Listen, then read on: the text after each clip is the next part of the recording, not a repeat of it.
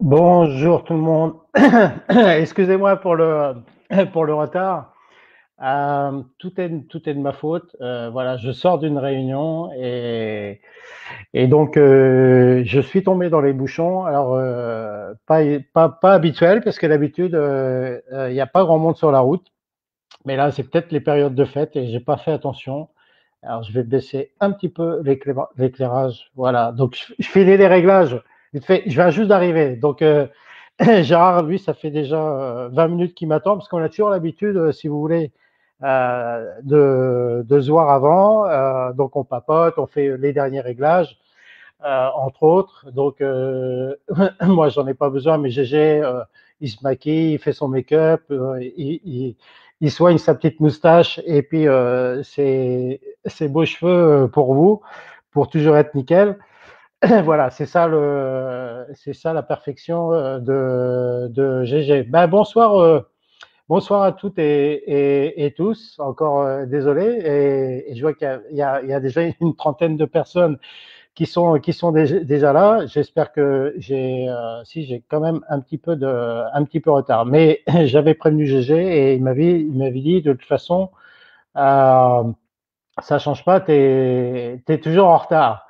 Donc, ça, c'est fait. Voilà, ça c'est la méthode GG, voilà, qui te rappelle derrière, qui te fait toujours des petits rappels. Voilà, donc, derrière, tu essayes toujours voilà, de gamberger un peu, voilà, de dire, ouais, bon, il y a le bouchon, tout ça. Et puis, bon, voilà, c'est pas ça. Bah, lui, non. Lui, c'est direct, c'est cash. Voilà, il te met dans le droit chemin et il sanctionne à à l'ancien temps. Voilà, donc je vais arrêter de causer, je vais lancer le PowerPoint tout de suite, juste pour faire un petit rappel de ce qu'on va voir avant de faire rentrer GG. Donc aujourd'hui, identification du joueur de bowling, voilà, comme c'était prévu. Et et juste un petit rappel par rapport à ça concerne toujours la fiche d'Arsenal, qu'on a déjà vu la matière de coque et tout ce qui concerne la surface et la finition de la surface, notamment avec les abralons. On a vu la semaine dernière tout ce qui composait pardon, le noyau et avec son RG différentiel, le différentiel intermédiaire pour les noyaux asymétriques et donc la différence entre les noyaux symétriques et asymétriques. Ce qui nous permettait dans un premier temps de faire un classement théorique du moins au plus.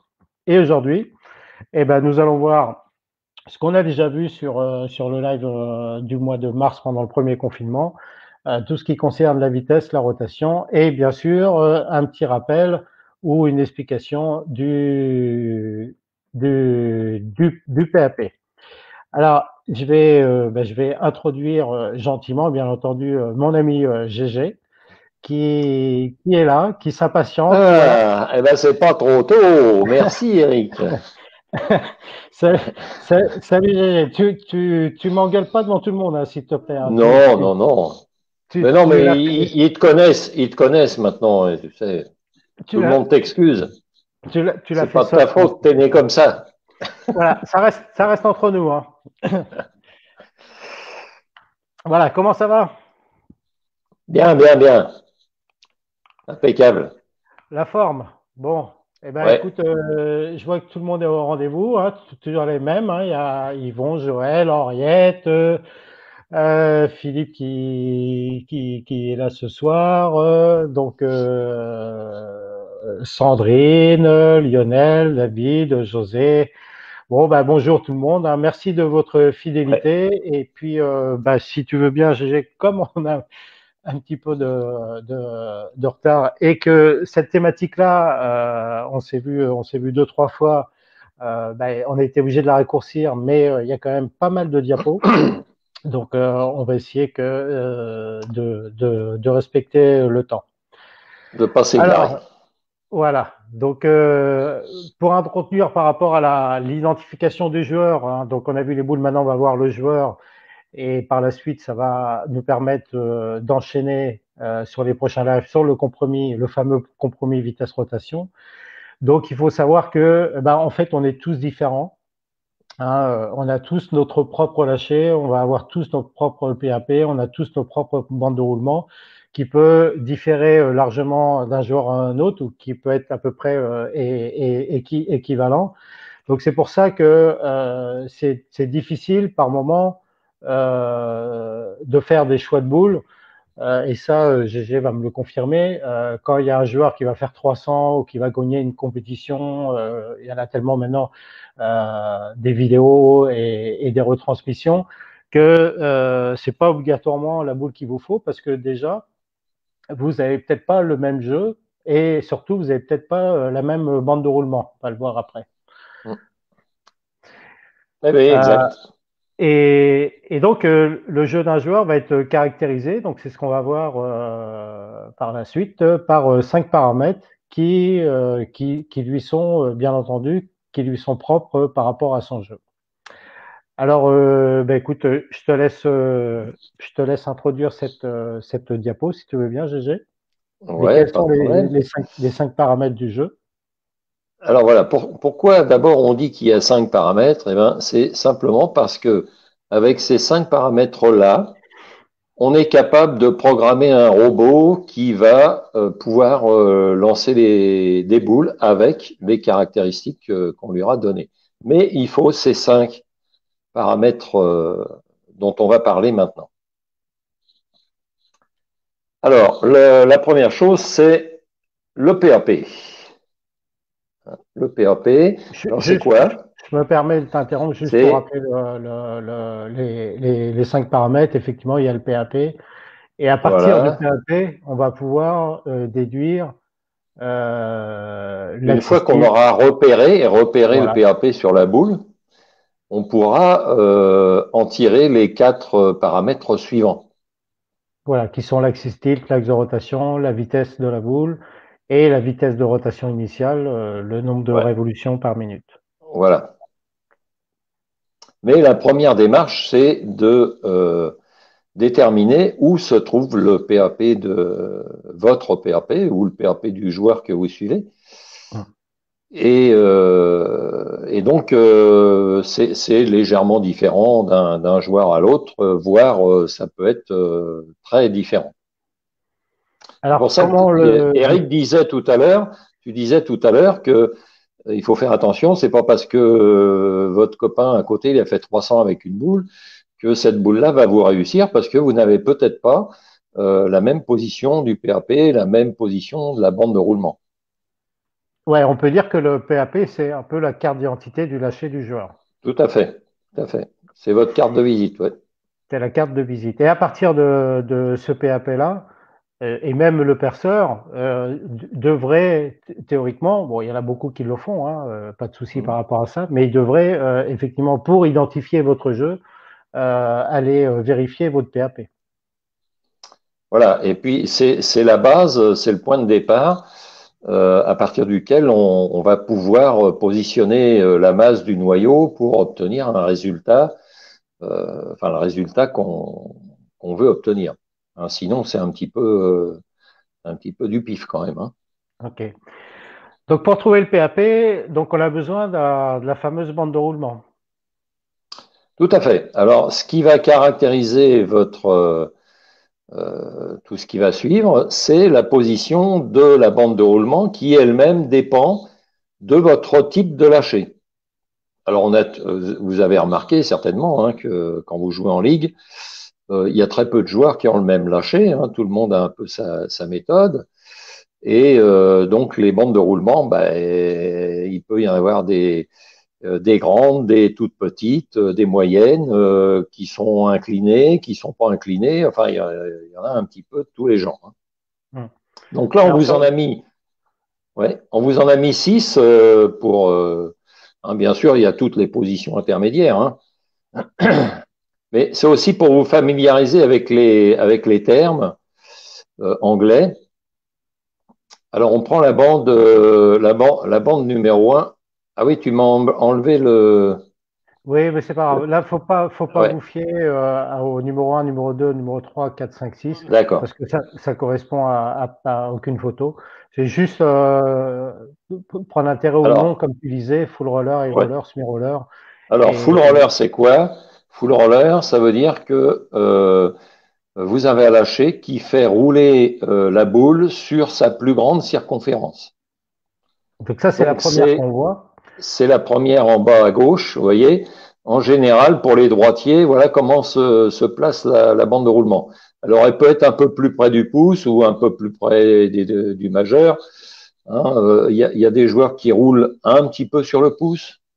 Bon, tant que ça roule pas sur les trous, c'est pas un problème. Hein. On peut équilibrer la boule spécifiquement pour ce type de lâcher. Après, si ça roule sur les trous, ben, il faut que, avec un instructeur, que vous travailliez votre lâcher pour faire échapper la bande de roulement et qu'elle devienne comme la deuxième photo à gauche, plutôt semi-roller ou high roller. C'est-à-dire qu'elle ne roule pas sur les trous. Et donc, la circonférence de la bande de roulement est plus petite. Après, vous avez le semi-spinner. La bande de roulement, elle est encore plus petite. Et le spinner, la bande de roulement, elle est encore beaucoup plus petite. Et plus vous allez vers le spinner, plus la boule glisse. C'est-à-dire qu'il y a moins Voilà. de friction, en fait. Et ça génère moins de friction. Ça Donc, génère pour moins de le même friction. huilage, le full roller, il va générer plus de friction et le spinner, il va avoir sa boule qui va glisser beaucoup plus loin, hein, et bah, souvent qui aura du mal à faire un crochet efficace. Ok, donc Ah, différentes bandes de roulement et pour ceux qui n'ont pas l'habitude, ben, quand vous allez jouer, là malheureusement c'est pas le cas en ce moment, mais essayez d'observer quel type de bande de roulement vous avez. Et puis dans un deuxième temps, observer la régularité aussi de la voilà. bande de roulement. Maintenant, on pourrait très bien, même si on peut pas lancer la boule, on pourrait très bien chez soi là prendre une boule et pouvoir voir la bande de Regardez. roulement. Regarder L'usure. comment on peut L'usure. faire par rapport à ça. Ah bah, il faut regarder. En fait, vous allez vous apercevoir, si c'est une boule que vous jouez déjà depuis un certain temps, vous allez vous Ouais. apercevoir qu'il y a une partie qui est devenue mate pratiquement, alors que de part et d'autre de la bande de roulement, la boule, elle est restée, si elle était polie au départ, la boule est restée polie. Il n'y a qu'une certaine partie qui est devenue mate par l'usure. Ouais. Euh, j'avais une question, je me souviens plus. Oui, si on modifie, si on modifie l'axe de rotation d'une boule, ça change pas la bande de roulement. Bah L'orientation, si, en fait, c'est la bande de roulement qui définit la position du PAP, de l'axe de rotation. Donc oui, ce que je forcément, veux si dire, l'axe de rotation change, la position de la bande de roulement, elle change aussi. oui, mais pas dans le cas où je change, par exemple, de 0 à 45 degrés à 90 degrés. Ah non, oui, d'accord, oui. Donc, Oui, c'est ça que je voulais dire. oui, oui, c'est C'est-à-dire, ça que tu voulais dire. Ouais. ouais, faut pas penser que si je modifie l'axe des rotations, en fait, donc 0, La 45, position, 90, la ouais, position de l'axe, ça ne modifie pas la bande de roulement. voilà. Hein, suivant que Ça vous va allez pas. lâcher à 30 degrés, à 60 degrés ou à 90 degrés, c'est ça que tu voulais dire. Voilà, c'est Effectivement, votre bande de roulement, elle va rester la même. C'est simplement, on va le voir plus tard, la position de vos doigts qui va changer. Hein, les doigts, pour un droitier, bah, au lieu d'être à 5 heures, après, vous pouvez passer à 4 heures. Et puis, si vous passez à 3 heures, au moment du lâcher, bah, votre axe, il est face à vous, hein, il est à 90 degrés. ça. Ok. Alors, je te propose de regarder une vidéo. Ouais, j'adore. Voilà, en fait, qui va expliquer comment on va, à partir de la bande de roulement, déterminer le PAP. Alors, le gars, il prend la bande de roulement qui passe le plus près du pouce. Là, il se sert d'un appareil que vous n'avez pas, qui s'appelle un armadillo, hein, qui permet de trouver le PAP très très rapidement, Ouais. Donc, traçage d'abord de la bande de roulement. de la Donc, première, ouais. on repère la bande de roulement. Oh, pardon, j'ai été trop vite. Voilà, si, c'est bien, c'est bien. Ça Ouais, illustre ce que tu viens de dire. voilà. Alors, évidemment, il y a des moments où la bande de roulement, elle n'est pas facile à trouver parce que peut-être que vous avez joué trop à droite et donc il n'y a pas beaucoup d'huile. Donc, quand vous voulez faire ce genre d'exercice, jouez plutôt troisième ou quatrième flèche de façon à être sûr de mettre la boule dans l'huile et d'avoir vraiment des bandes de roulement distinctes. Ouais. Et là, il nous montre la position du PAP lorsqu'on va lâcher la boule. En fait. Voilà. Donc là, on voit le PAP, il a été repéré avec un scotch blanc. Voilà, on le voit. Donc là, il est à 70 degrés, horizontalement. Hein, ça dépend de la position de ses doigts au moment du lâcher. Et vous voyez que verticalement, il est un petit peu plus haut que l'horizontal. Et donc, il est environ à 20 degrés, 15-20 degrés on verra plus tard, de Ouais. tilt. Voilà. Donc la position, en fait, le PAP, donc le scotch blanc qui est repéré par le scotch blanc, Ouais. c'est vraiment, elle n'est pas liée à la nature de la boule, au noyau, etc. C'est vraiment, Non, elle est liée par rapport à votre lâcher. C'est le lâcher qui va tout faire à fait. votre PAP et pas La la boule n'a boule. rien à voir là-dedans. Et là, C'est qu'un outil, la boule. Hein. voilà. Et là, on va le voir après plus tard. Effectivement, ça le met dans des positions différentes et c'est là où il devient unique par rapport au jeu du joueur. Voilà. Donc évidemment, celui qui est capable de changer la position de son axe de rotation pour s'adapter aux conditions de jeu, bah forcément, il a plus de possibilités que celui qui ne sait pas le changer. Oui, ça offre plus de possibilités de. Ça fait partie des compétences. Ouais. Et Donc là, on voit la première bande de roulement d'un droitier. Hein. ouais, C'est celle qui est le plus près du pouce. Hein. Ne regardez pas celle des doigts parce que si vous voyez la boule noire en bas, si vous considérez la bande de roulement qui est la plus près des doigts, vous voyez que c'est pas la première, c'est la dernière. Parce que tout ça va dépendre de l'équilibrage de la boule hein, et de la position du pin. Donc toujours vous référez à celle qui passe le plus près du pouce. ouais.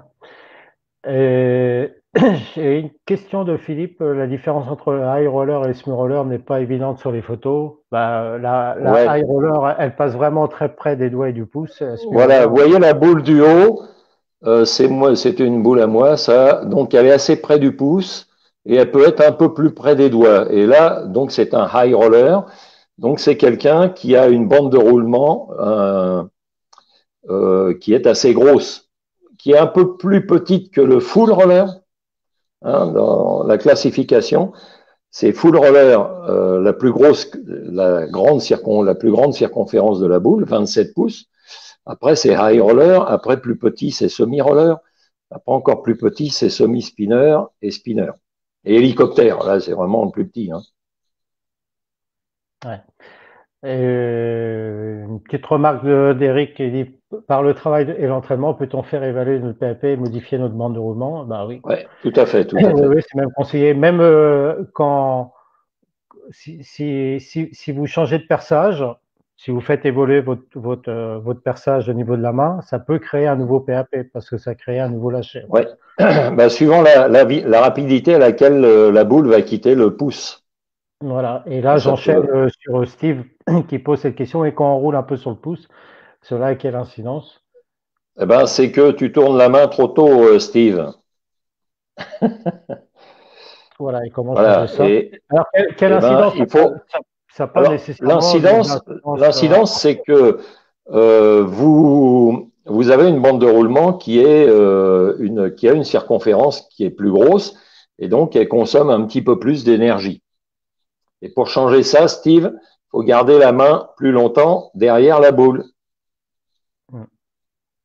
Et il faut aussi que le pouce sorte plus vite. Voilà. Joël qui pose une question. Dans le PAP, l'axe vertical correspond à quoi dans la position des doigts au lâcher et idem pour l'axe horizontal?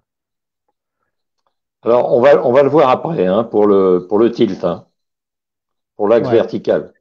parce que ça joue beaucoup sur le tilt en fait. Voilà. Et puis ça joue sur la quantité de friction que la boule va générer. Hein. Plus la bande de roulement est petite, plus la circonférence de la bande de roulement est petite, plus la boule glisse. Ouais. Alors, comment on peut trouver son PAP chez soi, GG? Ah ben, faut chercher. Il faut Non, chercher dans chez soi, ouais. le tiroir. Le problème chez soi, si tu veux, c'est ce qui est le plus difficile, c'est de trouver la première bande de roulement.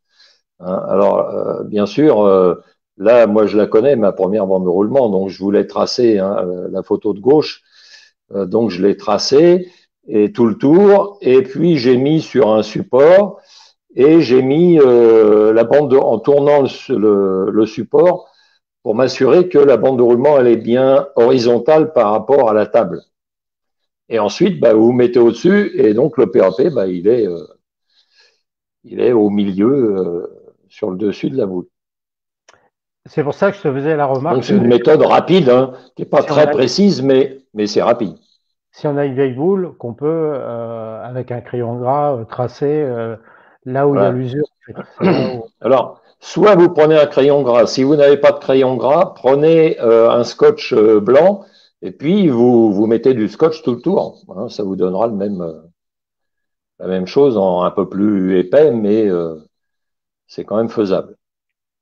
Sinon, vous avez la méthode avec vous voyez, le petit mètre ruban souple qui est au milieu là. Et à ce moment-là, vous pouvez partir d'un côté de la bande de roulement jusqu'à l'autre côté. Hop, vous repérez le milieu, vous tournez la boule de 90 degrés, vous faites la même chose. Et là, vous avez votre PAP avec précision. Voilà. Et donc, il y a une remarque de Philippe. On trace avec un marqueur. Non, pas un marqueur, parce que Non, mais on avait non, précisé avec faut. un crayon gras, en fait. Ouais. Alors, vous pouvez trouver des crayons gras qui marquent pas très bien sur la boule, mais bon, on arrive à marquer quand même. C'est pas aussi bien que les crayons spécifiques bowling, mais vous arriverez quand même à laisser des traces. Oui, tout à fait. Ou avec une craie, hein. Avec une craie, ça devrait marcher. Hein. Ouais. Henriette qui nous précise crayon blanc de manicure. C'est parfait. Ah, Alors, les filles, elles ont toujours des. Ouais. Le mettre en ruban chez les filles, ça doit être facile à trouver. et Oui. elle Alors, marque le ça. mettre Elle dit, ruban, elle a raison, Henriette. En général, moi, tous ceux que j'ai, ils sont en centimètres d'un côté et en pouces de l'autre. Et ça coûte 2 euros. Hein.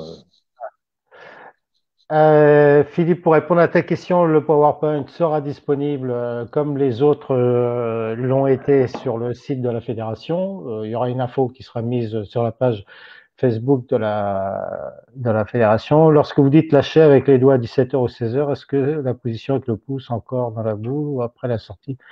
On fera une thématique sur le lâcher, mais Ouais. je t'invite à regarder le live que tu peux regarder sur YouTube sur le lâcher parce que on explique justement que les différentes positions des doigts, mais il me semble que tu avais déjà participé. Donc il y a plein d'options en fait sur la position des doigts et est-ce que le pouce y est encore ou pas. Voilà. Alors, simplement, rapidement, si le pouce est encore dans la boule, ça va faire descendre la bande de roulement. Hein. Voilà. C'est le spinner, c'est le gars qui tourne la main avec le pouce dans la boule. Hein. Oui, parce qu'il y a une question, il y a une remarque d'Alain qui nous dit donc pour un spinner, c'est le contraire, je dois lâcher plus vite le pouce. Ouais, et rester, oui, il faut que Et le pouce rester il la main sorte plus derrière. vite, Alain, et que la main elle reste derrière plus longtemps. Oui, tout à fait. OK. Et donc, une fois qu'on a déterminé notre PAP, donc bande de roulement à Avec le l'horizontale scotch, ouais, on et, a mis un et, scotch. et on positionne le scotch. Donc après, ça nous donne des données. Et ces données, c'est là où on Alors, peut les il inscrire faut, sur il la faut feuille pouvoir les d'archivage. relever. Donc, c'est là que ça se complique un tout petit peu. Donc, vous voyez, il faut, pour trouver les coordonnées, pour pouvoir les mesurer, il faut tracer ces deux axes que vous avez en jaune hein, sur la boule. Là. Donc, il faut retrouver le centre de perçage, en fait, hein, le croisement des deux axes. Donc, la méthode, elle est relativement simple. Il faut d'abord repérer le span moyen. C'est-à-dire, vous tirez un petit trait entre l'intérieur des deux inserts, parce qu'en général, les deux spans ne sont pas tout à fait identiques. Voilà, et vous mesurez entre ce span moyen et l'intérieur du trou du pouce. Et vous trouvez le milieu, hein, vous tracez la première ligne verticale entre les deux doigts qui passe par le milieu du pouce. Ensuite, une fois que vous avez trouvé le milieu, vous tracez une perpendiculaire et vous avez vos deux axes jaunes. Et ensuite, eh ben, il suffit de mesurer la distance entre le centre de perçage et votre PAP. Alors, s'il est loin de l'axe horizontal, il faut que vous retraciez une perpendiculaire à l'axe horizontal, hein, et puis vous mesurez ensuite la coordonnée horizontale et ensuite vous mesurez la coordonnée verticale. Et là, vous avez défini votre PAP. Alors, vous allez vous apercevoir que d'un lâcher à l'autre, hein, pour la plupart des joueurs, à part les joueurs de très haut niveau, la bande de roulement, elle n'est pas tout à fait au même endroit. Donc, le PAP, il est entre deux lâchers, pas toujours exactement au même endroit. Bon, après, il faut faire une moyenne, hein, si vous n'êtes pas très régulier. Ouais. Donc après, ça vous pouvez remplir sur votre feuille d'Arsenal vos PAP. Voilà. Il y a une remarque de José qui dit vous pouvez demander les coordonnées du PAP au perceur. C'est plus facile pour le positionner, surtout quand il y a un peu d'huile ou que l'huile pénètre rapidement dans la boule. Effectivement, normalement, voilà, ça c'est une bonne remarque de José. J'ai oublié de le dire. Il faut vous dépêcher de repérer la première bande parce que suivant le type de boule que vous avez, si c'est une boule solide et que elle aspire l'huile rapidement, vous n'aurez pas le temps de tracer. Hein. Donc, l'intérêt pour nous que vous connaissiez comment repérer votre PAP, c'est d'une part d'être autonome et quand vous allez à l'entraînement, de pouvoir le replacer parce que ça interdit en termes de réglementation d'avoir un repère du PAP en compétition. Ouais. Donc, si vous avez le scotch, si vous oubliez de l'enlever, si vous jouez avec en compétition, vous pouvez être sanctionné. Je ne sais pas quel type de sanction. Donc, l'arbitre, l'arbitre, il viendra vous voir. Pour vous expliquer qu'il faut enlever le scotch parce que c'est pas autorisé pendant la compétition. Oui, donc, parce que c'est une aide visuelle, hein, sinon. C'est une aide visuelle. Donc c'est pour ça qu'à l'entraînement, c'est intéressant de le faire parce que ça va vous permettre de travailler différents lâchers, différentes orientations de la main. Voilà, puis c'est une aide visuelle pour la lecture de la piste. Et puis Henriette qui nous met, la plupart des perceurs marquent ce point sur la boule, ça aide. Le centre de perçage, oui, ou des fois aussi le PAP. Le PAP, ils mettent un... le centre de perçage, il bouge pas. Le PAP, il peut bouger. Il fait un petit poinçon dessus, mais effectivement, ça peut bouger, quoi. Les coordonnées du PAP varient-ils d'une boule à l'autre ou est-ce un paramètre fixe du joueur? Non, Philippe. Comme on l'a dit tout à l'heure, alors soit c'est parce que tu n'écoutes pas. Non, mais il a raison, Philippe. Attends, Eric. Il a raison parce que suivant le type de noyau, vous pouvez avoir des petites variations. Hein, parce que si vous avez un noyau fort sur une boule asymétrique, ça peut vous déplacer la première bande de roulement, donc ça peut déplacer aussi, bien sûr, le PAP. Hein. Vous verrez que des fois, vous allez avoir une de vos boules, si vous avez 5 ou 6 boules, il y en a une, quand vous la jouez, la bande de roulement, elle n'est pas au même endroit. Mais ça, c'est de la dynamique, hein, c'est à cause du noyau. Hein. Ou alors, peut-être aussi que votre boule, elle n'est pas percée comme les autres. Avec les angles, etc. Hein. On ne peut pas dire que chaque boule a un PAP. Dire que le PAP, c'est l'identité du joueur. C'est le lâcher du joueur. Quand vous avez un arsenal de 8 boules, le PAP est le même. Voilà, normalement, c'est le même. Sauf si vos boules ne sont pas toutes percées avec les mêmes angles et les mêmes spans. Voilà. Et ce qui fait varier une boule, c'est pas la boule, c'est le lâcher. Si le perçage, comme dit GG, il est un peu différent et que le pouce il sort plus vite ou il sort pas pareil, ça va modifier votre PAP. Et donc, ça va modifier l'équilibrage et la réaction de la boule sur la piste. D'où l'importance du calage de pouce. Ouais, ouais.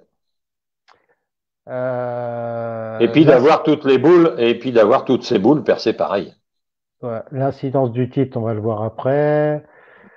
Bonne question de Philippe. Peut-on demander à son perceur de figurer le PAP par un trou rebouché? Oui, c'est ce que je faisais dans le temps. Ouais. Je rebouchais avec un produit plus clair pour Est-ce pouvoir que m'en c'est servir à l'entraînement. J'ai rien trouvé dans les règlements qui l'interdisent. Mais personnellement, je le faisais hein, il y a 20 ans, hein, au début des boules réactives. c'est-à-dire qu'aujourd'hui, ce qui est autorisé, c'est les rebouchages de trous. Oui, puis les trous d'équilibrage aujourd'hui, il faut qu'ils soient rebouchés. Donc, il y a beaucoup de boules où le trou d'équilibrage, il est sur le PAP. Ouais. Hein, Mais rien n'interdit le rebouchage de trous et qu'on puisse jouer avec. Donc, bah, j'ai rien trouvé à ce sujet. Il faudrait demander à nos amis arbitres, mais j'ai rien trouvé, moi.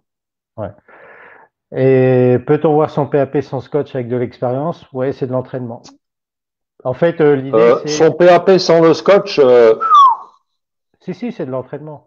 Si, ouais, mais s'il n'y a pas de trou d'équilibrage et s'il n'y a pas de scotch, là.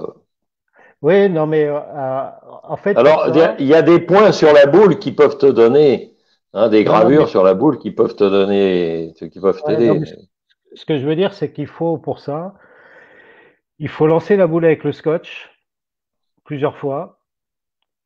Pourquoi pas se faire des vidéos et regarder.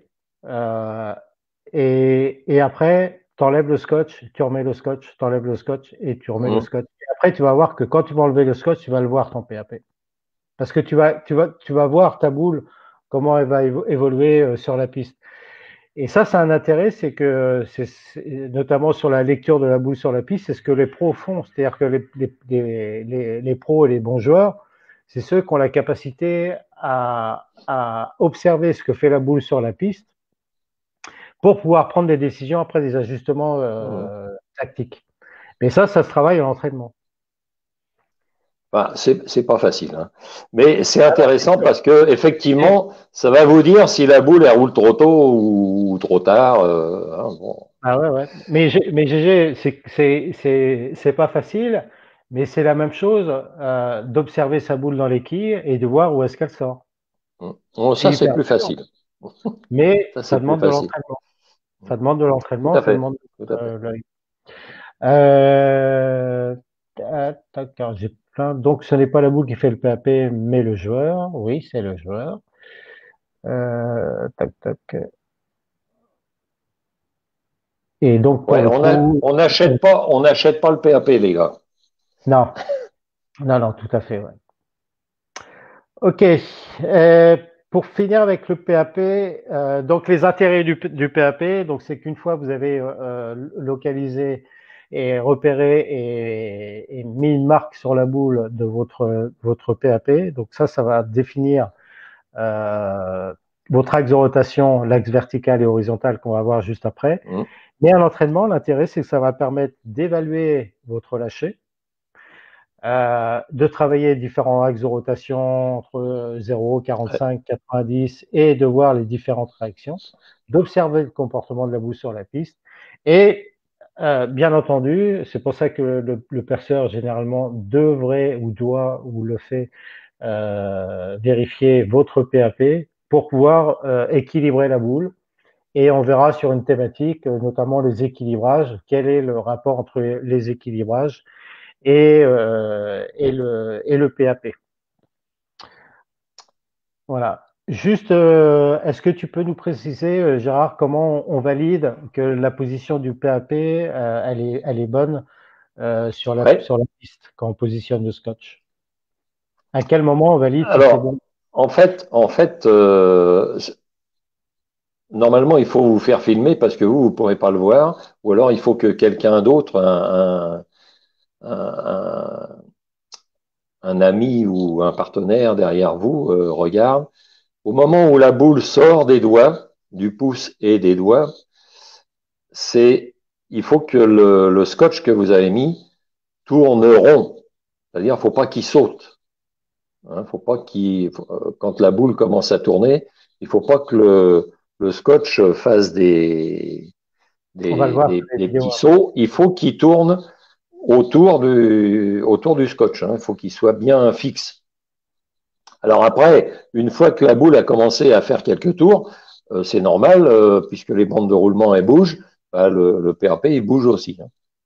Ouais, Mais au moment du lâcher, il doit être fixe. ouais. Et question de Joël, peut-on bien jouer avec n'importe quel PAP? Tout à fait. Ouais.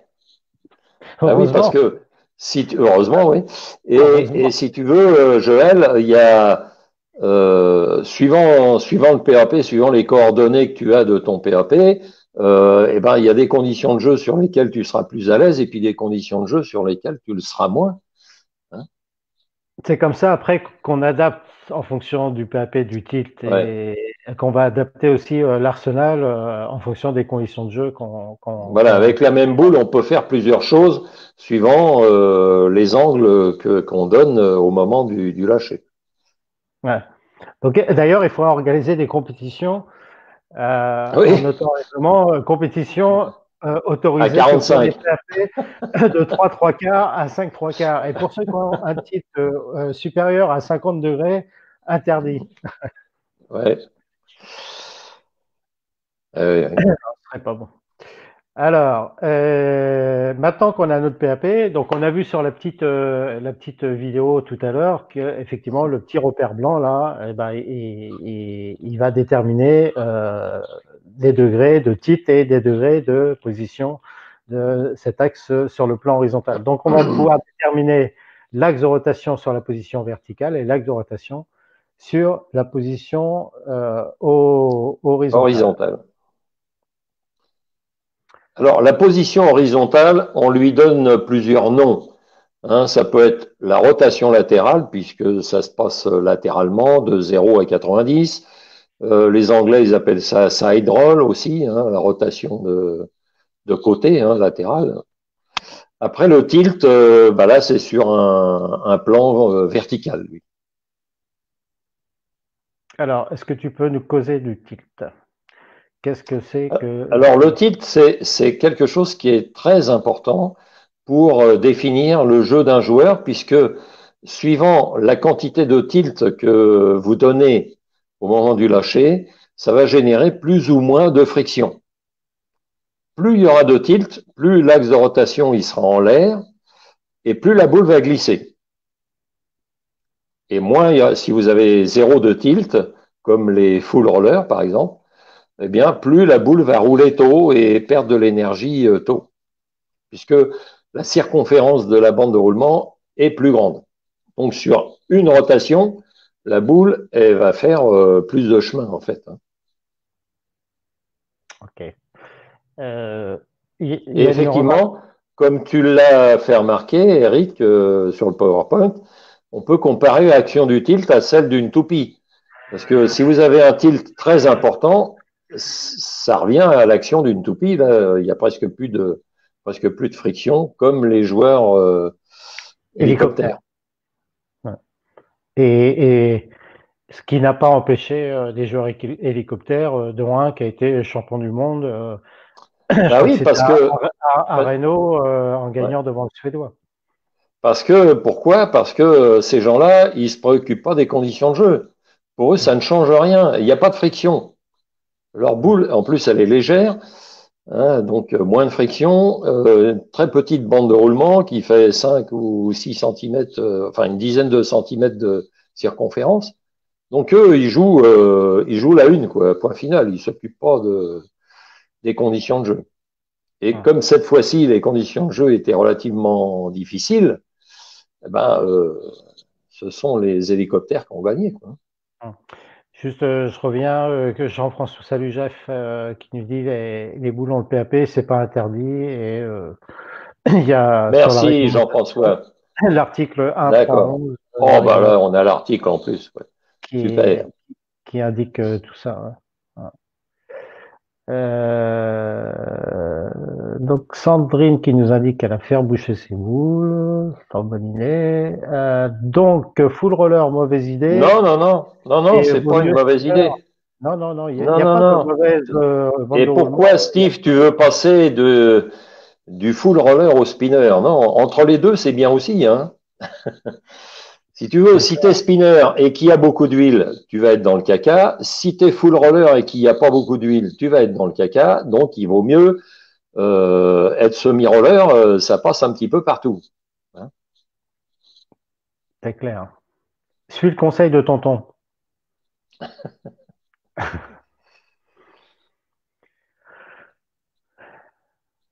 Et alors, pour continuer sur le tilt, comment on fait pour mesurer ce tilt, en fait, par rapport Alors, à la bande de roulement? le tilt, c'est très difficile de l'évaluer visuellement. Donc, on a une méthode. Vous voyez la petite boule bleue en bas à gauche. Donc, il faut repérer la première bande de roulement tout le tour et vous mesurez, alors soit avec un mètre souple en centimètres et puis après vous remettez en pouces.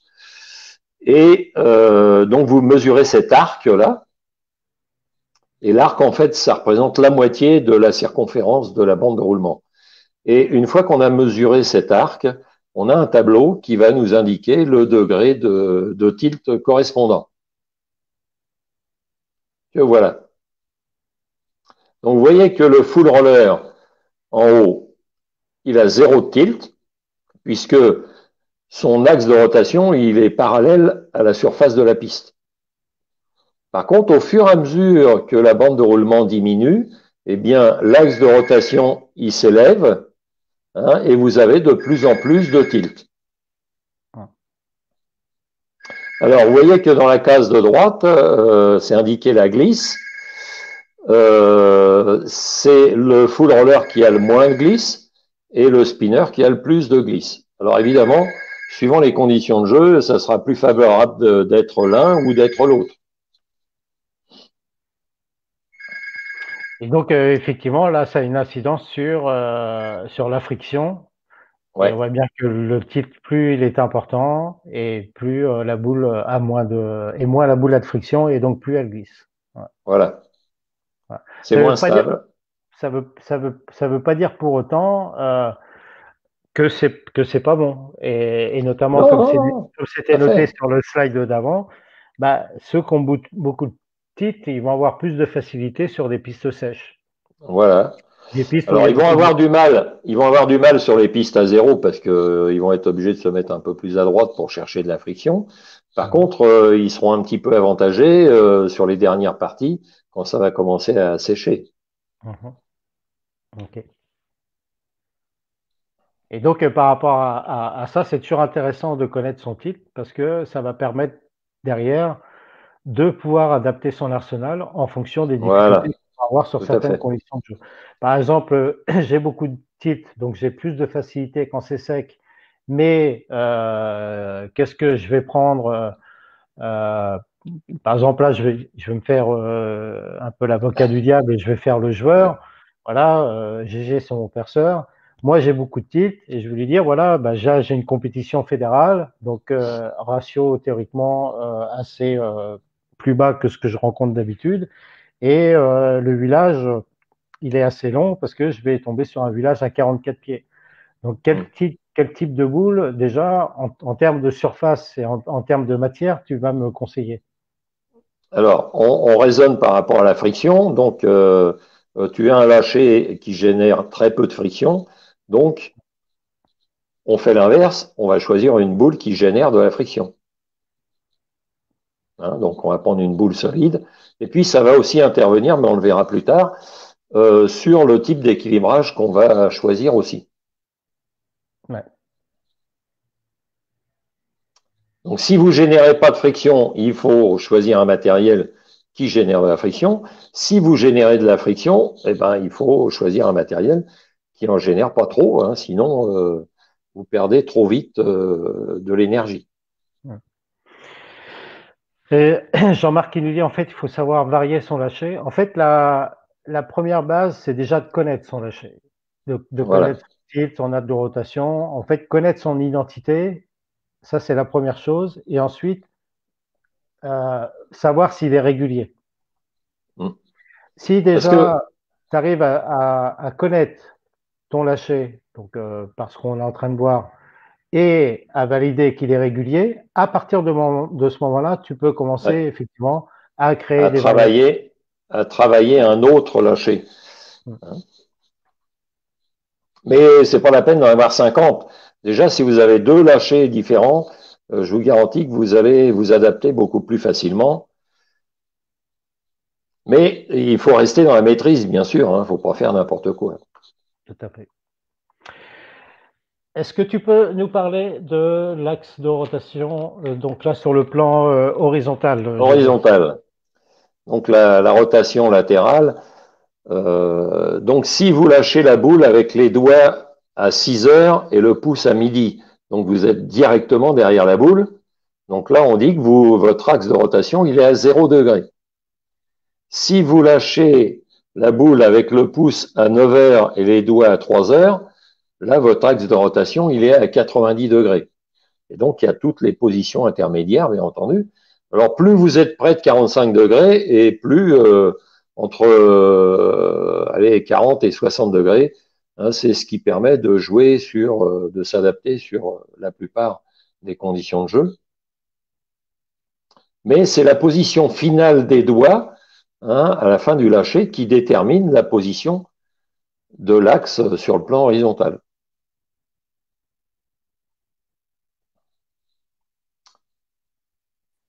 J'ai Okay. disparu Alors, parce que plus la boule, elle est, plus l'axe de rotation il est vers 0, plus la boule roule, et plus l'axe de rotation il est vers 90, et plus la boule glisse. Mais par contre, à 0 degré, bah, vous vous doutez bien que la boule elle va aller tout droit. À 90 degrés, elle va glisser très loin, mais par contre, quand elle va changer de direction, ça sera un petit peu plus violent. ouais.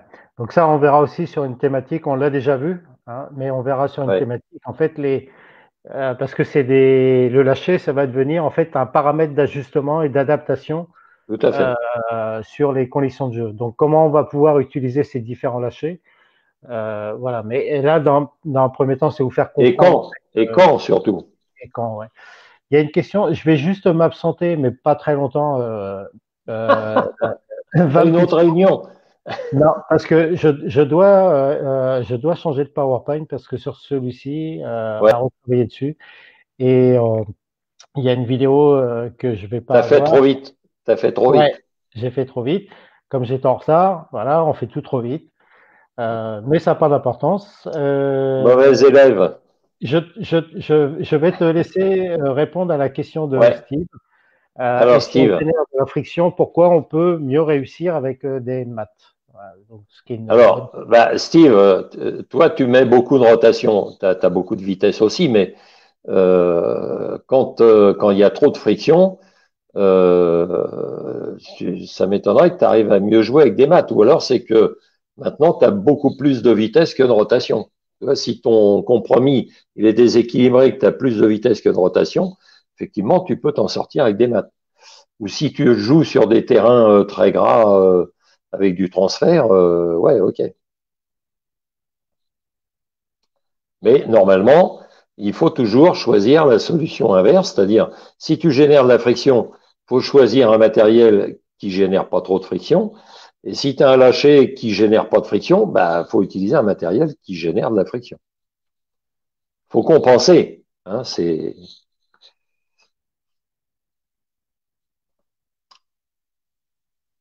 ok, Steve. Et il faut que tu sortes le pouce plus vite.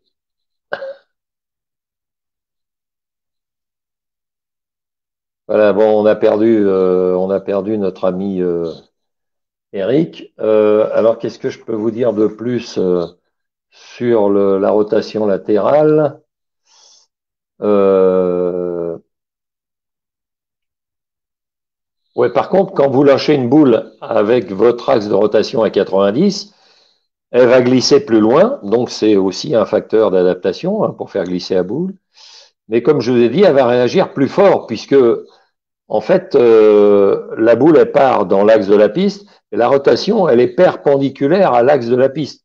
Alors, tant que c'est dans l'huile, ça glisse. Et après, évidemment, quand vous arrivez dans le sec, bah, la boule, elle veut aller vers la gauche pour les droitiers et vers la droite pour les gauchers. Le seul problème, c'est que c'est un petit peu plus sensible au breakpoint, c'est-à-dire que la moindre variation de vitesse et de lâcher, ça va être beaucoup plus sensible quand vous lâchez la boule à 90, comme Alain Coutelier, par exemple, que je connais bien. Hein, et donc, on a le moins de petit écart, on paye cash au break. Hein. C'est un peu le problème du lâcher à 90. Alors après, ce qu'il faut que vous travailliez à l'entraînement, bah, c'est alors en fait le pouce, il peut sortir pareil, c'est les doigts qui vont un petit peu plus loin. C'est la position des doigts qui détermine la position de l'axe de rotation. Donc à 60, si ton axe il est à 60, Joël, c'est que tu as lâché la boule à 4 heures, les doigts à 4 heures. Hein, et à 90, tes doigts, ils sont arrivés à 3 heures. Tu es sur le côté de la boule.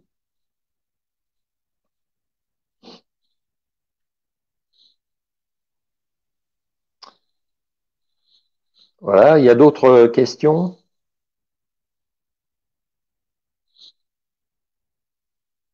Donc ça, c'est quelque chose qu'il faut travailler une fois que vous avez repéré votre axe de rotation. Vous vous faites filmer ou vous filmez vous-même et ensuite, bah, vous travaillez différentes positions. Alors moi, je vous conseille au départ de le faire en étant à la ligne de faute, hein, sans prendre d'élan, parce que sinon ça complique. Vous mettez à la ligne de faute et vous travaillez les différentes positions de la main. Comme ça, vous aurez des sensations, parce que ça va plus doucement, hein, et vous pourrez associer à ce que vous voyez vos sensations.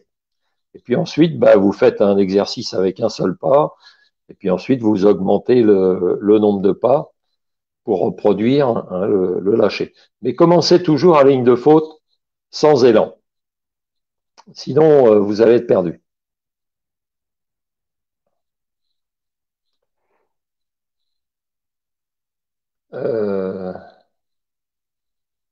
Ouais, ce qu'il faut surtout, c'est se faire filmer. Hein. Parce que visuellement, au moment du lâcher, vous ne le verrez pas, votre PAP. Vous allez voir le PAP, vous allez le distinguer quand la boule va arriver aux flèches à peu près.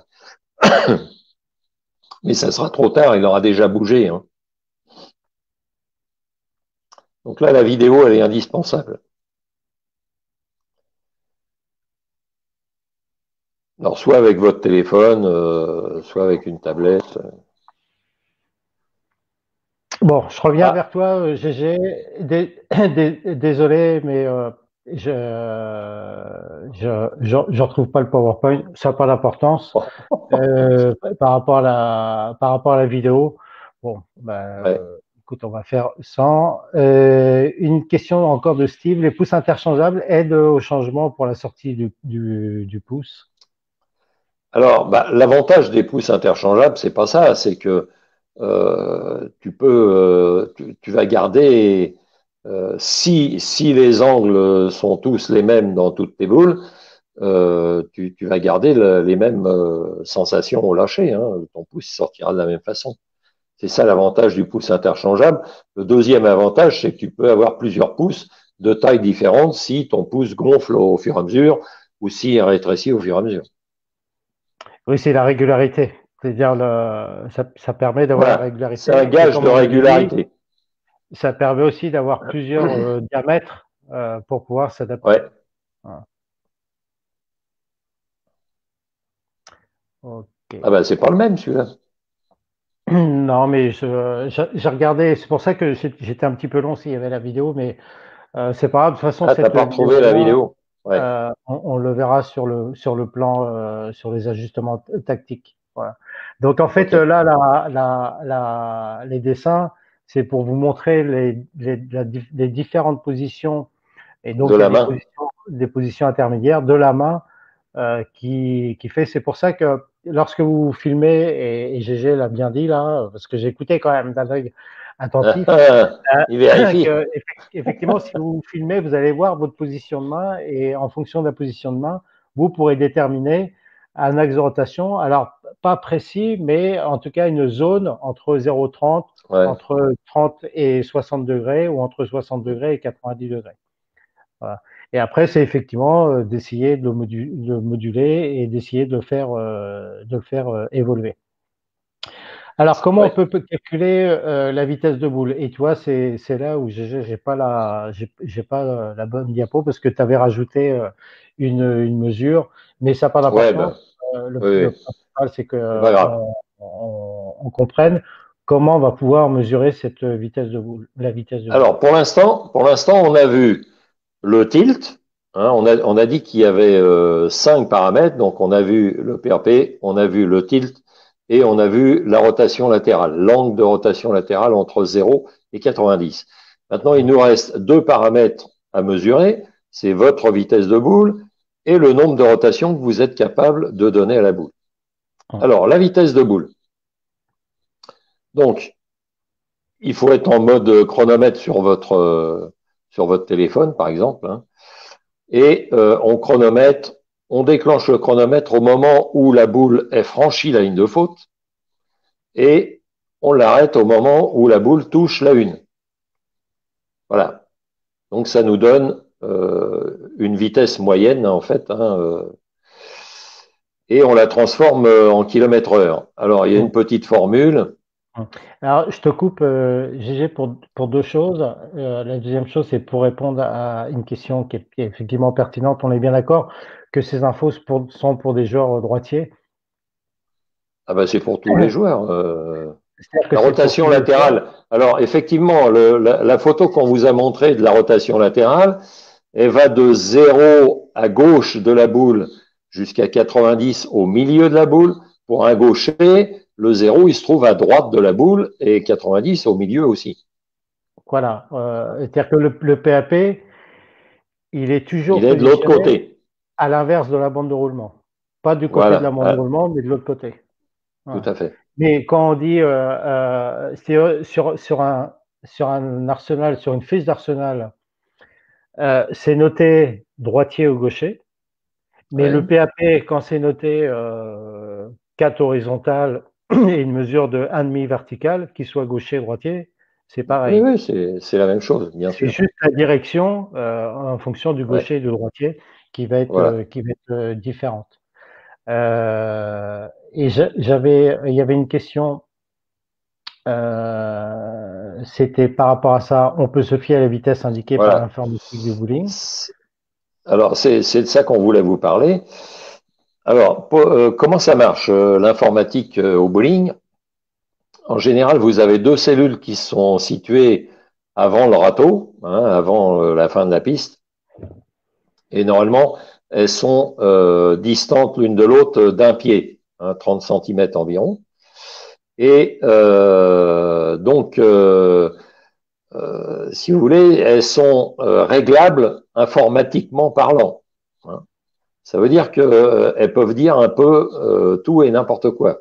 Alors d'abord, on peut les mettre en kilomètres heure, on peut les mettre en miles, mais on peut aussi dire que il n'y a pas 30 cm entre les 2 cellules, il y a plus ou il y a moins. Donc évidemment, ça change complètement la vitesse qui est affichée à l'écran. Donc ne vous fiez pas à ça. La seule chose à laquelle vous pouvez vous fier de l'informatique, c'est la régularité avec laquelle vous lancez la boule. Et encore, ça va dépendre de la trajectoire de la boule. Si la boule va tout droit, elle va être plus rapide. Si la boule tourne, elle va être moins rapide parce qu'elle parcourt plus de chemin devant les cellules. Donc, Alors après, fiez-vous plutôt à votre chronomètre. Hein. après pour l'avoir fait avec Gérard notamment sur des formations, sur les formations instructeurs, euh, si on se mettait tous les deux derrière le joueur lançait la boule et on déclenchait le chrono, soit avec le téléphone, soit avec la montre. Et en fait, il faut le faire 3 fois de suite. Enfin, moi, je conseille de le faire 3 fois de suite Ouais, pour au vérifier la moins. régularité. Après, Vous trouverez pas la même chose. on ne trouvera pas la même chose, mais vous verrez que sur le tableau de conversion, en fait, on n'est pas au dixième de seconde près, Voilà, vous voulez, tout parce à fait. on est sur des zones, on verra la semaine prochaine sur le compromis vitesse-rotation. Donc, entraînez-vous, vous mettez derrière un joueur et entraînez-vous derrière un joueur une joueuse et entraînez-vous à le faire avec votre téléphone plusieurs fois et même de le Ouais. faire avec un collègue, un ami à vous. Et vous allez voir que à force, au début, c'est pas facile. Mais Non. après, avec l'œil, c'est le déclenchement et la rééquilibre. Parce qu'il y a toujours une petite seconde, voire 2 secondes d'écart entre Ouais, le moment où on déclenche et le moment où ça tape. Donc, on a tendance à tout à appuyer fait. parce que la formation, donc au moment où la boule passe la ligne de faute, là, on déclenche, mais la boule, déjà, Ouais, là, elle a déjà. bien passé la piste. Et quand Ouais. ça touche la quille, dès qu'elle a touché, là on appuie, sauf qu'elle est sortie du pin deck. Bon, donc il faut toujours anticiper un petit peu avant. Ouais. Ça demande Et un petit entraînement. Mais ce que je peux vous conseiller pour être plus précis, c'est ne vous mettez pas derrière le joueur pour déclencher le moment où la boule passe la ligne de faute. Mettez-vous plutôt sur le côté pour bien voir à quel moment la boule franchit la ligne de faute. Si vous êtes derrière, vous allez commettre beaucoup d'erreurs. Nadine qui nous dit, je croyais que c'était au moment où on lâchait la boule, mais c'est au moment où la boule franchit la ligne de faute. Bah oui, parce qu'en fait, on va comparer en fait la vitesse de la boule par rapport à une distance de la ligne de faute à la quille. Ouais. Ça peut pas être non plus au moment où la boule touche la piste, hein, vous comprenez bien. Si vous Ouais, envoyez la boule à 4 mètres, c'est comme si vous aviez raccourci la piste. Hein. Non, c'est ouais, le moment où elle passe la ligne de faute. ouais. Et après, il y a la possibilité aussi de prendre une vidéo, c'est ce que nous dit Anto. Ouais, tout à fait. Encore plus précis, vous pouvez prendre une vidéo et de ce fait, on peut lire le chrono de la vidéo, ce que nous confirme Patrick. Avec le nombre de frames oui, par seconde. Ouais. Alors, par rapport à la formule, GG, Alors, la formule, bah, écoutez, c'est la longueur de la piste, hein, de 18 mètres, enfin de la ligne de faute à la quille 1, 18 mètres 28. On divise ça par le nombre de secondes. Là, l'exemple, c'est 2 secondes 5. Et on multiplie par 3,6, hein, c'est pour mettre les secondes en heures. en heure, ouais. Et, et donc, là, oui, ça apparaît pas là, mais vous pouvez aussi utiliser euh, un chiffre qui rend la formule plus simple. Voilà, 60, autre formule, ça peut être 65-52 divisé par le nombre de secondes et ça vous donne la vitesse en kilomètre heure. Voilà, donc 65-52, en fait, ça correspond aux deux chiffres gras que tu as mis, là, GG, 18-28 Ouais. fois En 3600. fait, c'est 65-80. Moi, j'utilise 65-52 parce que je considère que c'est 18 mètres 20. Parce qu'en fait, le centre de la boule, quand elle touche la une, elle est avant 60 pieds, si tu veux. Mais Jean-Marc Léon, il a raison. Ça joue sur quelques centièmes de seconde. Hein, alors, vous prenez pas la tête avec ça. Hein. Ok. Donc la formule, vous l'aurez, hein, vous pourrez le télécharger. Bah, Donc et vous multipliez 18-28 par 3,6 et ça vous fait 65,8. voilà. Donc là, la formule, comme c'est indiqué, 18,28. Donc c'est la longueur de la piste. Vous divisez par Ouais, le nombre de secondes que vous avez trouvé avec votre téléphone ou autre, et ouais. vous multipliez par 3600, ça vous donne le nombre de 3,6. Parce que sinon, là, on est. 3,6, et donc ça vous donne le Ouais. nombre de kilomètres heure. Et donc ça va vous donner votre vitesse qui peut être euh, transformée après en miles. Alors, je vous dis ça parce que il y a Bah, beaucoup on a de... laissé les miles parce que Ouais, si vous regardez YouTube, vous allez avoir les vitesses en miles, comme ça, vous aurez une correspondance en kilomètres heure. voilà. Et là, vous allez avoir le tableau que vous pourrez télécharger. Donc, ça vous évite de faire la formule où on vous donne Ouais. directement la vitesse en kilomètres heure. Voilà. Ok. Ensuite, le nombre de rotations, une fois qu'on a vu la vitesse, donc je vous encourage, C'est le dernier paramètre. une fois que vous le pourrez, de calculer votre vitesse. Il faut aussi mesurer les rotations, qui va nous permettre de faire une comparaison entre les vitesses et les rotations et de définir le compromis.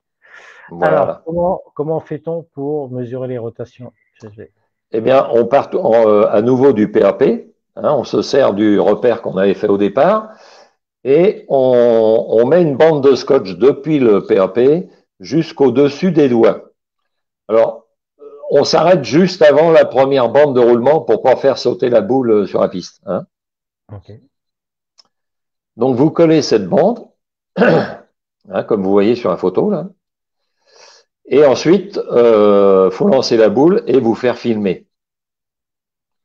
Alors, Alors, il y a deux possibilités. je te Soit vous propose, comptez. GG, Ouais. de regarder la vidéo. Ah, Comme tu ça, l'as cette fois, ouais. donc on va voir comment ça se déroule sur la piste. Voilà. Vous voyez, le PAP, hop. Et on peut compter facilement au ralenti, hein, parce que à vitesse normale, c'est difficile. Donc, faut utiliser le ralenti ou image par image. Voilà. Donc là, si on compte, je vais la remettre, hein. Si Ouais, je vais compter le nombre de rotations. d'accord. Ici, on en a une, deux, trois, quatre, cinq, six, sept, huit, neuf, 10, 11, 12, 13, 14, 15. Voilà, on est Ouais, il y en sur a du 16. 15, Il y en a 15, 16. Hein. 15 plus, et effectivement, on peut dire 15 trois quarts, donc on n'est pas loin de Mhm. 16, on peut dire 16. Ouais. Voilà. Donc ça, c'est une bonne, c'est des bonnes rotations. Hein. Ouais. Et donc, par rapport à ça, j'ai compté mon nombre 16. Alors là, on a choisi 14. Hein. Bon, pour pas être Oui. trop. Voilà, on multiplie 14 tours par 60, hein, toujours pour mettre ça en minutes, et on divise par le temps que met la boule pour Sur la arriver jusqu'à la quille 1, et ça nous donne le nombre de tours minutes. Voilà, Alors donc ça, c'est si on compte le nombre de tours depuis la sortie des doigts jusqu'à la quille 1. ouais. Alors, bon, ce que j'aime pas trop dans ce principe-là, c'est que, en fait, la friction de la piste, elle peut intervenir. Hein, si vous jouez sur une piste avec un huilage court, ou donc à la fin, ça va générer plus de friction, donc ça va augmenter un petit poil les rotations. Bon, moi, je Mm. préfère compter de la ligne de faute jusqu'à 15 pieds. 15 pieds, c'est entre l'extrémité de la flèche 2 et le cul de la flèche 3.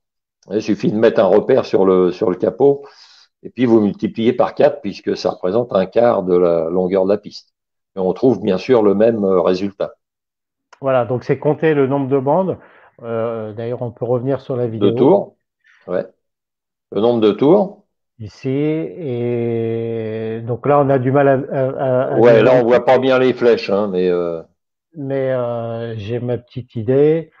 Donc ici, on est sur une, deux, 1, 2, trois, et 3, là, on est sur ouais, du trois et demi, ouais, 4. 3,5, ouais, ouais, Et donc, si on multiplie 3,5 et 4, et en fait, on retrouve notre nombre de bien rotations sûr. qu'il y a sur le nombre de pistes. Voilà. Mais là, c'est vraiment les rotations qui sont données par le joueur, puisque la boule, elle patine littéralement dans l'huile. Donc, il n'y a pas d'intervention de la friction, si vous voulez. C'est vraiment ce que le joueur a communiqué à la boule. Ouais.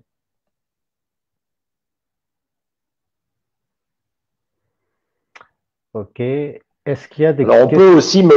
on peut aussi mesurer la vitesse sur ces 15 pieds, parce que là, c'est vraiment la vitesse sans friction. Hein. Sinon, ce qu'on mesure, c'est la vitesse moyenne. Bon, la vitesse initiale, c'est une chose. Et la vitesse moyenne, bah, c'est quand même ce qu'autorise la piste. Hein.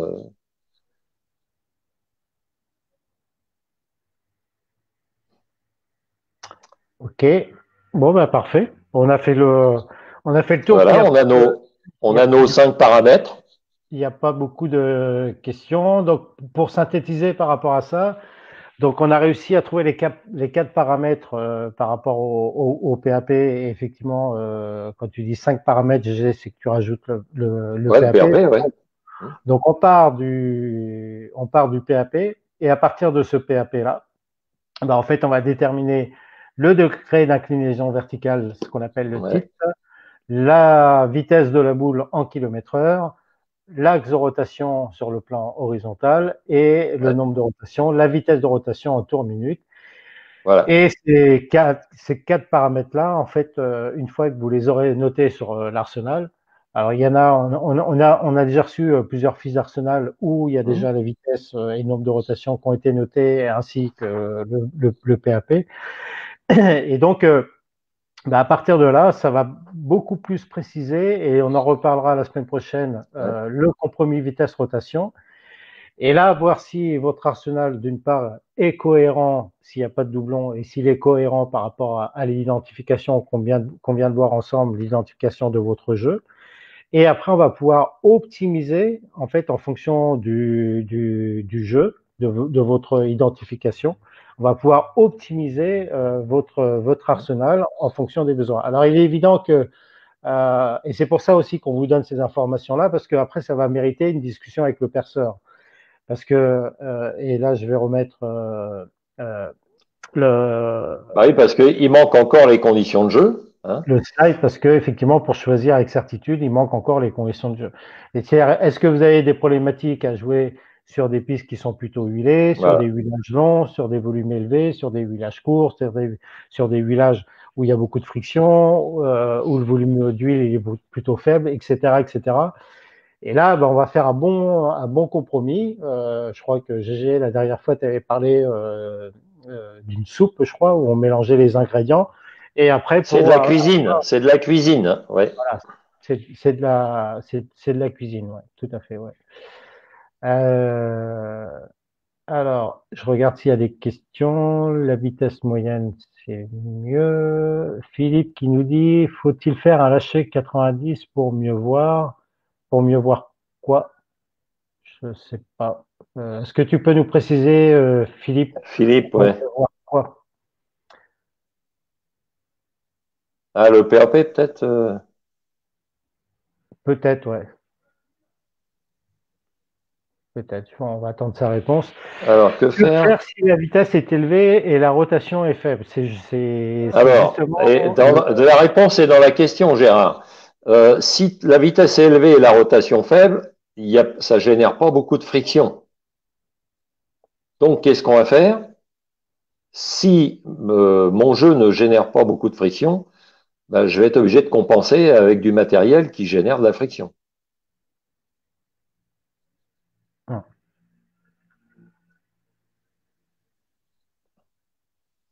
Et après, on verra mardi prochain, une fois qu'on aura déterminé le compromis du joueur, on verra dans quel sens il faut qu'on oriente le travail pour améliorer son compromis pour justement, il ne se retrouve pas avec une vitesse trop élevée par rapport à ses rotations.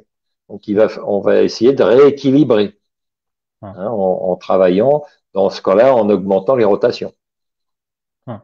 Ah, pour voir les Et, rotations, d'accord, Philippe. bon, Ben non, bah on après, voit pas mieux. non. On voit Et pas puis, mieux parce que le scotch, il fait une rotation. Même si tu lâches à zéro, on voit bien. Hein. ouais, et puis il faut garder son lâcher naturel. Ouais. Euh, une question de Patrice. Bonsoir. Est-ce qu'on peut dire qu'en règle générale, plus on joue en contre-piste, plus il faut mettre d'angle lâché? Alors là, on va rentrer sur Alors, des ouais, là, c'est de configurations la tactique. tactiques de jeu. Mais effectivement, tu as raison. À partir du moment où tu commences à jouer quatrième ou cinquième flèche, il faut que la boule elle revienne. Hein. Donc, il faut mettre de l'axe. ouais. Là, on peut plus jouer à 20 ou à 30 degrés. Hein, il va falloir jouer au moins à 60 degrés, placer l'axe, décaler un petit peu plus l'axe pour que la boule elle revienne. Et en même temps, on va sûrement choisir une boule asymétrique plutôt qu'une boule symétrique. Comment faire si on veut Bon, monter? là, c'est de la technique, Sandrine. Bon, on en a déjà parlé, mais on reprendra ça, hein. Alors, le conseil le plus simple, c'est augmenter la longueur de l'approche. Courir plus vite, non, Joël, on ne court pas, mais on augmente la longueur de l'approche pour augmenter la cadence des pas, en fait, hein. Et effectivement, on court pas, mais effectivement, si vous augmentez votre cadence, en fait, la L'approche est boule, plus rapide. voilà, et la boule va aller plus vite. Ouais. Ouais. Alors, il y a une question qui est intéressante. En fait, là, on peut s'attarder un petit peu, mais on va terminer parce que là, la présentation, elle est terminée. On peut s'attarder à quelques questions, si vous voulez. On peut prendre 5 minutes. Et notamment, il y a une question qui peut être intéressante parce qu'on en a. Alors, je reviens sur la question. On en avait déjà parlé. C'était quel type de matériel génère le plus de friction? Ok, bah c'est les boules plutôt solides, hein, les résines solides. Ouais. Et ça, c'est une question intéressante et qui est un peu au cœur du problème de la compréhension de la réaction de la boule sur la piste. C'est que on en avait parlé hein, la dernière fois, notamment quel type de matériel génère le plus de friction. Parce que tu vas prendre une boule avec un RG qui va être bas, donc la boule va se mettre en rotation tôt, avec un différentiel élevé, donc avec un flair élevé, donc qui va générer Ça beaucoup de va friction générer de la friction. avec une surface mate et agressive. C'est pas pour autant que c'est la boule qui va rentrer le plus. Théoriquement, oui, mais il y a une condition dont on parlait tout à l'heure, c'est les conditions de jeu et le Ouais. compromis vitesse-rotation. C'est-à-dire que tu peux prendre la boule qui génère le plus de friction possible. Si tu as beaucoup plus de vitesse que de rotation, la boule va aller tout droit ou va avoir un petit peu de Ouais. crochet. Si tu joues, si tu prends une boule qui génère énormément de friction et que tu joues sur Sur des un pistes village sèches, qui a pas beaucoup d'huile, qui sont sèches, la ouais, boule, ça elle va va. faire que des splits, quoi. Et là, tu peux aller voir le perceur, dire, ouais, t'es gentil, tu m'en donnes une boule, mais elle fait que des splits, et pourtant, c'est une boule qui génère plus de friction. Parce on pense que ce qui génère le plus de friction, c'est ce qui va rentrer le plus et ce qui va faire le plus de strike. Alors ça, je sais pas si tu vas être d'accord avec Ouais. moi, GG, et ça, Ah faut vous oui, si, si. l'enlever de la tête. Parce que, Ah ouais, ça, ouais. quelquefois, C'est si vous jouez, ouais, la perversité du matériel. si vous jouez avec une boule de spare, bah, votre boule de spare, elle peut être beaucoup plus performante qu'une boule qui a un maximum de friction, par exemple, s'il n'y a pas d'huile sur la piste. Bah, bien sûr. C'est la boule de spare ou une boule, allez, au-dessus uréthane, c'est des boules qui vont être hyper performantes, mais hyper performantes en fonction des conditions de jeu. Donc, quand on dit des conditions de pratique, des conditions de jeu, il y a la surface de la piste et il y a les conditions de jeu, et en fonction de votre compromis. C'est pour ça là Ouais. qu'on a fait cette thématique-là. C'était pour que vous soyez capable de, et là le perceur peut le faire aussi, hein, mais que vous soyez capable de calculer votre rotation et votre vitesse. C'est hyper important pour vous parce que ça va définir votre jeu. Est-ce que j'ai des rotations et les vitesses qui sont égales? Est-ce que j'ai plus de rotation que de vitesse? Est-ce que j'ai plus de vitesse que de rotation? Et ça va répondre à cette question-là. Il n'y a pas de type de matériel qui génère le plus de friction. En théorie, oui, mais ce que tu dois comprendre, Pascal, c'est que si tu as plus de rotation que de vitesse, ben, la boule qui va générer le plus de friction va être différente si c'est inversé. Si tu as plus de vitesse que de rotation. Si tu as plus Non, de vitesse plus de que de rotation. rotation que de vitesse. Donc, celle qui va générer le plus de friction va être en fonction de déjà, ton compromis vitesse-rotation. En réalité, hein, je Et, parle. ouais, et elle sera efficace que dans certaines conditions. Tout Il à fait. faudra de l'huile. S'il n'y a pas d'huile, elle ne sera pas efficace. Tout à fait. On en avait parlé la dernière fois, enfin pas la dernière fois, mais la fois d'avant. Si la piste génère beaucoup de friction, vous ne pourrez pas jouer avec une boule qui génère beaucoup de friction. faut toujours choisir l'inverse, le contraire de ce que vous propose la piste. Si la piste génère peu de friction, là, vous pouvez choisir un matériel qui génère de la friction, puisqu'il n'y a pas de friction sur la piste. Salut Kalou, il nous dit si je pose la boule plus loin, là c'est encore un ajustement tactique, Ouais, de modifier le en loft. fait, si tu poses la boule plus loin, alors il y a des façons de le faire aussi qui sont plus efficaces que d'autres, bah en fait ça va t'allonger ton break. Voilà. Et ça c'est des ajustements tactiques en fait. Ouais.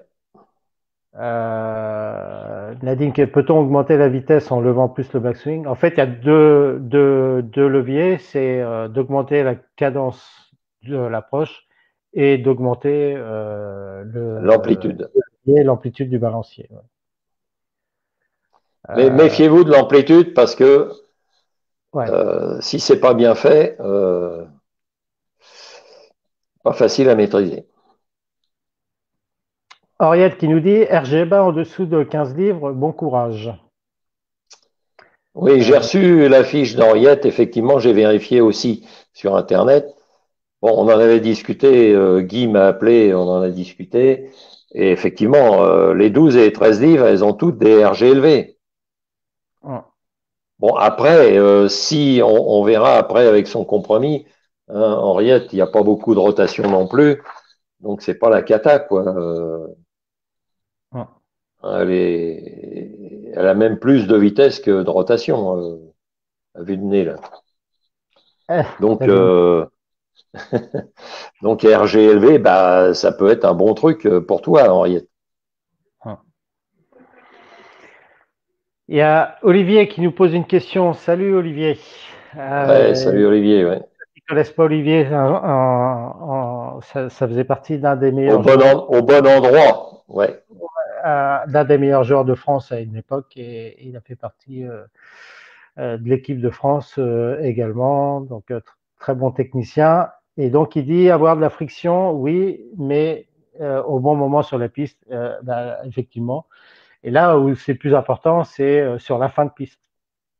Qu'est-ce que fait la boule en fin de piste? Ouais. C'est ce qui va déterminer tous les ajustements technico-tactiques, donc technique en modifiant ma vitesse, en modifiant mon axe, et qui peuvent être des ajustements tactiques aussi. Et après, quel type de boule, quel type de surface, quel type de jeu je vais pouvoir mettre en œuvre pour que ma boule ait de la friction en fin de piste. Ouais. Tout à fait. Une bonne remarque. Quoi. Yvon qui nous dit, pouvez-vous faire le live mercredi car jeudi c'est la fête. Juste pour info, Yvon, c'est le live, il est mardi prochain. Ouais. Voilà, c'est pour ça que effectivement, on l'a mis C'est mardi le 22. parce que c'est férié. Augmenter l'amplitude du balancier, si t'es âgé, pas facile. Non, mais comme Ouais, disait parce que Gauthier, ça demande un peu plus d'ouverture d'épaule, donc ça change complètement votre ouais, façon de jouer. Donc je vous le conseille pas. Travaillez plutôt sur la longueur de l'approche. Hein, si vous voulez ralentir la boule, avancez d'un bon pas, hein, 50 cm. Et si vous voulez augmenter la vitesse, reculez de 50 cm. ouais. Et ça, c'est pareil, il faut s'entraîner à le faire. C'est dur au Bien sûr. début, ça déstabilise, mais après, c'est relativement facile à faire. Patrice, faut-il obligatoirement avoir dans son arsenal une boule avec un différentiel bas? Non, pas nécessairement.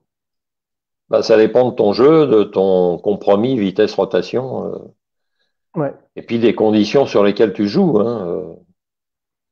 Si tu joues dans des bowling qui sont plutôt secs, oui, ça peut être un bon choix. Oui, et puis on en avait parlé sur les lives d'avant, mais sur le live sur les surfaces, on montre les différentes trajectoires. Je crois qu'il y a 5 trajectoires entre la polyester, l'uréthane, Ouais. la pearl réactive, l'hybride et la solide. Donc on montre 5 trajectoires différentes. Et pour, je sais pas si ça peut répondre à ta question, mais l'idéal dans ton arsenal, c'est d'avoir au moins 3, 4 types de trajectoires différentes. Ouais, ouais. Dedans, bah, Des formes de réactions différentes. et donc, dedans, dans ton arsenal, avoir un différentiel bas, avoir un différentiel moyen élevé en fonction de ton compromis vitesse-rotation, bah, pour certains, c'est intéressant d'en avoir, pour d'autres, non, en fait. Ouais. Voilà. Donc, pour terminer, sur le prochain live, alors, deux petites informations par rapport à ça. Le prochain live, ce sera donc le mardi 22, toujours à 18h. Donc là, on verra le compromis vitesse-rotation, parce qu'on a terminé en fait de remplir la feuille d'arsenal et des conseils sur la constitution d'un arsenal. Donc pour ceux qui nous ont déjà envoyé les fiches d'arsenal, maintenant on les verra qu'en 2021. Et oui, le temps passe vite. Et il est bien temps qu'on termine cette année 2020. Il faut s'en débarrasser, oui, il faut s'en débarrasser. S'en débarrasser. Je suis pas sûr que le début de la nouvelle année aille aussi mieux. Mais en tout cas, le 22, rendez-vous pour le compromis vitesse-rotation et on tâchera à la rentrée. Donc, je crois que c'est le 7 janvier qu'on avait Ouais, programmé. le 7 janvier, oui. Là, on fera des commentaires sur les fiches, sur certaines fiches d'Arsenal qu'on a reçues, qu'on aura reçues, bien entendu, sur celles où on aura tous les paramètres, hein, vitesse, rotation, PAP, et les noms et les caractéristiques des boules. Voilà, et juste une autre information que je voulais vous donner Ouais. également, pour ceux qui le connaissaient ou ceux qui le connaissaient pas, d'ailleurs, on a notre collègue Gégé et moi et ami qui nous a quittés, donc John. Et donc on fait un hommage, j'organise un hommage lundi soir si vous voulez participer. Donc il y aura pas mal d'invités. Donc Gérard sera mon invité parce qu'il a bien connu également. Et donc il y aura les anciens DTN. J'attends la confirmation d'un directeur technique national qui l'a aussi bien connu. Francis Gandini, qui a été un partenaire pendant très longtemps. Il y aura également Patrice Serradec, qui est responsable du pôle France Bowling, avec qui il a travaillé. Et puis, il y aura également quelques joueurs, dont Gaëtan, Anthony Fabre, Lauriane, je pense qu'elle sera pas là, Célia, Alexandra, voilà, qui nous feront part de leurs souvenirs et des anecdotes vécues avec lui, non seulement en tant qu'ami, en tant que joueur et aussi en tant qu'encadrant et encadrement. Voilà, donc venez nombreux, ça va être sympa. Puis bon, c'est toujours important de rendre hommage aux gens qui ont apporté beaucoup à notre discipline. Ça va Ouais. être, je pense, un super moment d'émotion. Donc rendez-vous lundi 18h pour l'hommage à John et nous on se retrouve également mardi à 18h pour le compromis vitesse-rotation. Et puis n'oubliez pas toujours les bonnes adresses ici que je remets. Donc sur le site de la fédération, vous allez pouvoir retrouver toutes les informations, le PowerPoint. Alors peut-être dès demain, il faut que je voie avec Aïda. J'en profite pour remercier Aïda pour tout le travail qu'elle fait derrière sur la transformation et sur les flyers qui sont toujours super chouettes. Sur la page YouTube, vous pouvez regarder en replay. Vous avez toujours le livre bowling pour ceux qui ne l'ont pas, avec plein de connaissances à l'intérieur. Mes adresses mail et bien sûr toujours le site à GG La Science, bowlinganalyse.fr, où vous allez retrouver un maximum d'informations sur tous les aspects du jeu, qu'ils soient techniques, tactiques, psychologiques. Et merci à toutes, à toutes. Merci GG. Et je voulais dire, j'ai posté mon 150e article hier matin, je crois. Ou dimanche matin. Dimanche matin. Ouais, même les Donc vous avez Chinois. 150 articles en français. Ouais, même les Chinois maintenant, ils regardent maintenant. Voilà. Bonne soirée à tous. Un bon week-end. Merci pour vos messages, ça fait toujours plaisir. Super. Merci beaucoup. C'est toujours bien agréable. Portez-vous bien. Et encore merci pour ce moment de partage. C'était génial. Alors, c'était un petit peu en vrai qu'aujourd'hui. Et Ouais. je suis arrivé un Non petit peu en mais retard. Mais ça s'est bien déroulé. Et ouais, mais GG, lundi, je t'appelle à 17 heures. lundi, tu sais que je suis en congé à partir de demain soir. Mais même pendant Ah mes bah congés, moi, je m'arrête pas. On continue quand même. Et puis, on préparera tout ça demain de maître. Voilà. ok. Merci mon GG. Bonne soirée à Allez, toi. Bonne soirée allez, bonne soirée à tout le monde. à toutes et à tous. Portez-vous bien. Bonne fin de semaine. Bon week-end. Et je vous donne rendez-vous Ouais, donc à la semaine prochaine. N'hésitez pas à nous faire des petits commentaires. Et si vous avez des idées de thématiques, comme on va démarrer sur une nouvelle saison et qu'on a fini l'Arsenal, et qu'on va redémarrer sur notre thématique, n'hésitez pas. Merci. Je vous embrasse à toutes. Pas à tous, hein, seulement à toutes, hein, seulement aux filles. Gros bisous et bonne poignée de main pour les messieurs. Bonne soirée et à bientôt. Ciao, ciao. allez, Ciao. ciao. À bientôt.